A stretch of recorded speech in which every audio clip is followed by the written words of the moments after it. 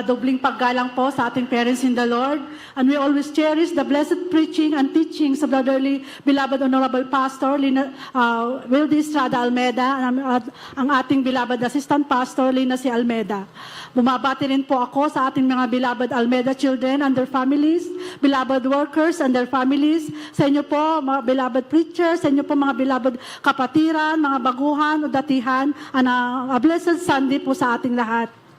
Ako'y nagpupuri at nagpapasalamat sa ating pinakamamahal na Jesus sa ginintuang pagkakataon po na binigay po sa akin ngayon para sa po ay muli kong luwalhatiin at pasalamatan sa mga papapala at kabutihan na pinagkaloob po niya sa amin. First week po ng November po, since matagal po kami, hindi po kami nagkausap ng aking kapatid na nasa San Mateo po, Rizal. Diyan po na nag-video call po kaming dalawa, almost 1 hour po yun, ng pag-video call po namin. Yan nga, pinapayuhan ko siya kung may mga problema, kung may mga karamdaman, diyan po na tumawag siya sa ating pinakamamahal na Panginoon kung wala po, kasi may anxiety problem po yung kapatid ko po na yon. And then po, after po namin pong nag-usap, after mga 1 hour po, nag-text po siya sa akin, sabi niya, ate, gising ka pa ba? Bakit? Sabi ko, ate, muntik kaming nasunugan. Sabi niya, mga minamahal, andyan po mga minamahal na habang nag-uusap po pala kami, nag-aapoy na po pala yung second floor po na nila mga minamahal. Kasi naglagay po pala sila sa altar po ng kandila po. Yung kandila po na yun po is nahulog po sa may lalagyan po nila ng damit. Kaya yun po yung cause ng kanilang sunog po. Pero nagpapasalamat po kami sa ating pinakamamahal na Panginoon, lalo po siya kasi po yung Bible po na binigay ko po sa kanya, siya po yung isang na nag-save po sa kanila mga minamahal. Hallelujah, praise the Lord. Amen. Praise the Lord. Glory to God. At ang kapatid ko po rin na po na yan, at talaga po yung grabe po yung anxiety problem po niya, mga minamahal. Andyan po na konting ubo lang ng mga anak niya, talagang nag-hysterical na po siya. Lalong-lalo na po nung pandemic po. Kasi nasa isang compound po sila, mga minamahal. Andyan po na 3 bahay, lahat na po yata sa compound na yun is na po sila ng COVID.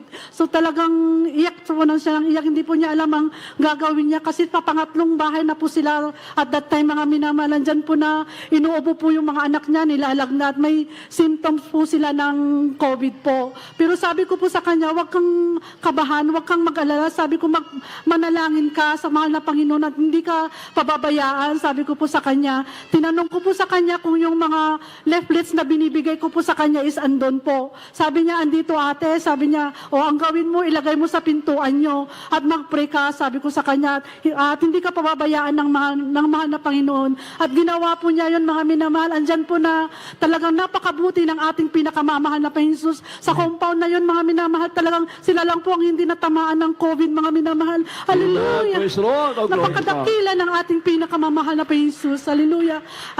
Bago po kami nakakilala sa ating pinakamamahal na Panginoon, andyan po na magulo po ang aming buhay. Mas lalo po ako, wala akong peace of mind. Parati po akong stress kasi po ang aking beloved husband, through working parents po kami, andyan po na every Monday hanggang Friday po, talaga andyan po yung pag-iinom po niya. Lalo na po pag Friday po, ang tinatawag po nilang Friday night po, mga minamahal. Andyan po na talagang hanggang madaling araw po ang pag-iinuman po nilang yan, mga minamahal. Andyan po na parati po akong na-stress sa kanya, mga minamahal. Andyan po na talagang sinabihan ko pa at that time na talagang pagka-stress ko, maghiwalay na lang po kami.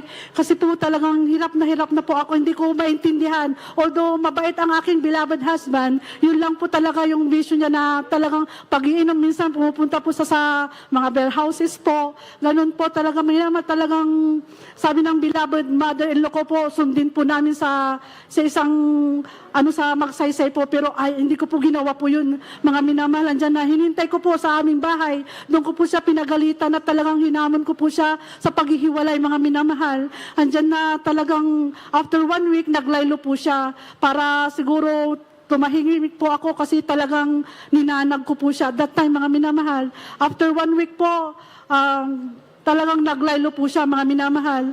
Sabi po niya sa akin, mag-away na tayong lahat, pero isang bagay lang ang hihilingin ko na wag natin pag-awayan. Sabi niya po sa akin, ano yon? Sabi ko, sabihin mo. Sabi ko, wag na wag tayong mag-away sa pera. Sabi niya sa akin, kahit na anong mangyari, kahit anong pag-awayan natin, wag lang sa pera. Sabi niya sa akin, sige. Sabi ko, alam niyo po mga minamahal, nung sinabi niya po sa akin na ganon, talagang parang nabunutan ako ng tinik kasi hindi ko na siya inaanag, mga minamahal, hindi ko na aawayin kasi po pinabayaan ko na po siya kasi yung pera niya po, yung pera ko is yung sweldo ko pera ko, yung sweldo niya pera ko pa rin, mga minamahal, kaya wala siya pong magawa, mga minamahal. Talagang andyan na nung sinabi po niyang ganon, mga minamahal, talagang hindi ko pinapabayaan ko na po siya, mga minamahal.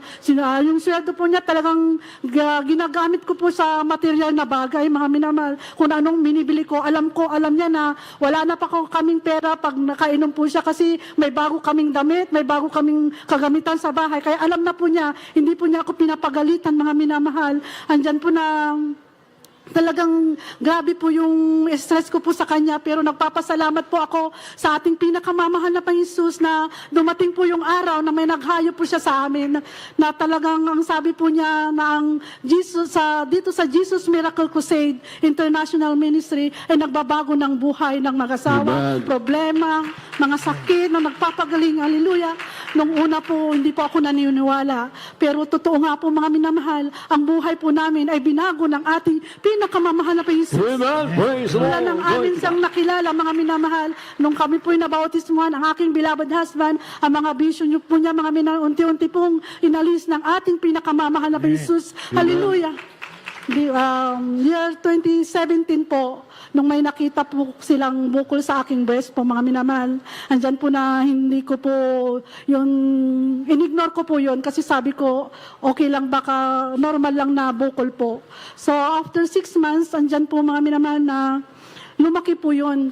Talagang hindi po, masyadong masakit po yung right hand ko po. Hindi ko po maitaas po, mga minamahal. Yung right side din ng body ko po is talagang masakit po. So naubos na po yung sick leave ko, pumunta po ako sa clinic po namin. So sabi po nila, nakita po yung record ko na may bukol ako sa breast. Kung tinanong po nila kung nagpa-opera po ako kasi immediate operation po daw sana po yun. Pero hindi ko po yun ginawa po, mga minamahal.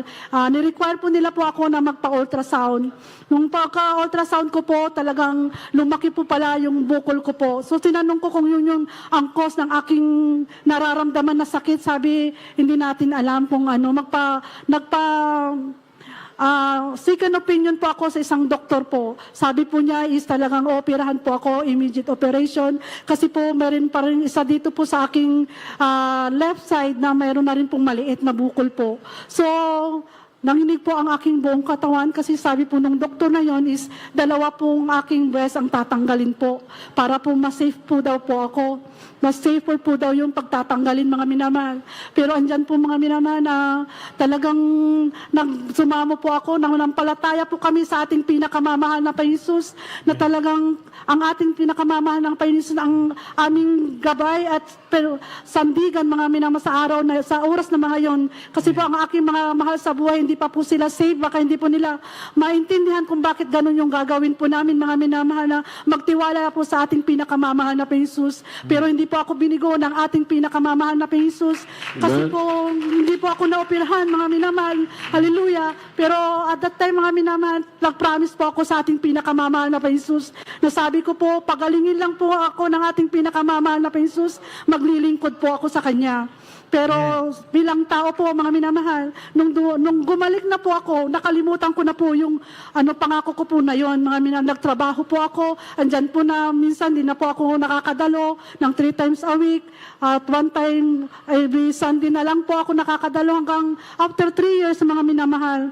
Pinalalahanan po ako ulit ng ating pinakamamahal na Panginoon. Ang paalala po na yon, mga minamahal, ang nagsilbing ang pananampalataya namin ay talagang mas lalong tumindi, mga minamahal. minamahal, dahil po ang aking beloved husband at that time, mga minamahal, is talagang agaw buhay po siya. Talagang hindi ko po akalain na mabubuhay ang aking beloved husband due to COVID po, mga minamahal. Hindi po siya makatayo, hindi po siya makakain, hindi po siya makapagsalita. Yung malaking katawan ng aking beloved husband ay talagang lumiit po, mga minamahal. Talagang napakabuti ng ating pinakamamahal na Jesus. Pag siya po ang ating inuna at pagkatiwalaan, hindi po niya tayo bibiguhin, mga minamahal. Amen. Praise the Lord.